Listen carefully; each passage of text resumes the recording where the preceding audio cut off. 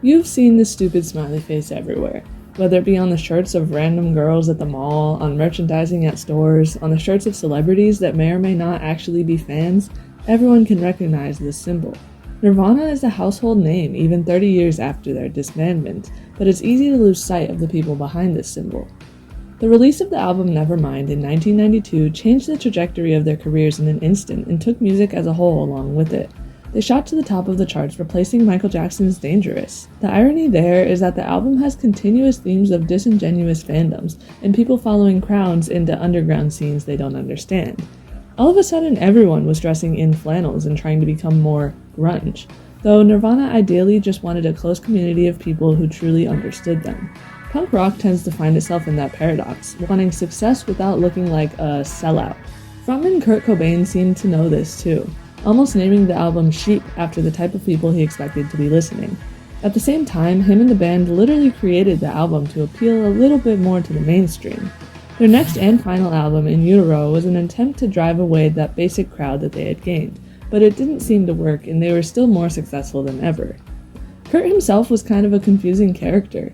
He made a lot of strange art, got his lyrics from poetry he had written, and his songs tended to either follow strange storylines or make little sense at all.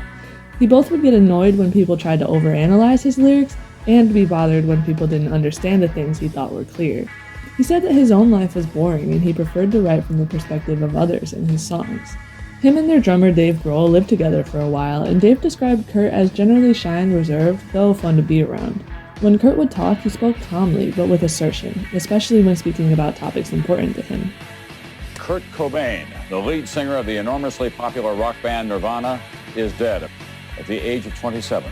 After Kurt's sudden death in early 1994, the band was frozen in time. Dave Grohl was so upset he considered quitting music completely as he couldn't bear to play it anymore. He eventually realized music was an outlet, something that defined his character. About 6 months later, he recorded demos on his own, which led soon after to the creation of the Foo Fighters, who are still active today. In his time as a drummer in Nirvana, Dave went relatively unnoticed. People don't tend to walk around recognizing drummers in public, especially in an age with limited media. In the creation of the Foo Fighters, he became the frontman and guitarist, ending up in the same role Kurt was in the past. Looking through interviews, you can see a genuine and clear shift in Dave's character. In Nirvana interviews, he stayed to the side and didn't speak very often. He was very soft-spoken when he did, though he would often use those opportunities to make a joke or two. Today, in talk show appearances and interviews, he has flourished into a big personality that is always making the people around him laugh.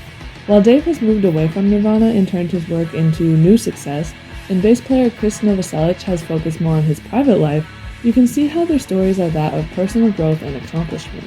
Kurt is no longer alive, though he is immortalized in his extremely successful works and is still constantly referenced in modern pop culture. The influence of Nirvana is immeasurable, and it is important to recognize the beginnings of the subcultures we still see today.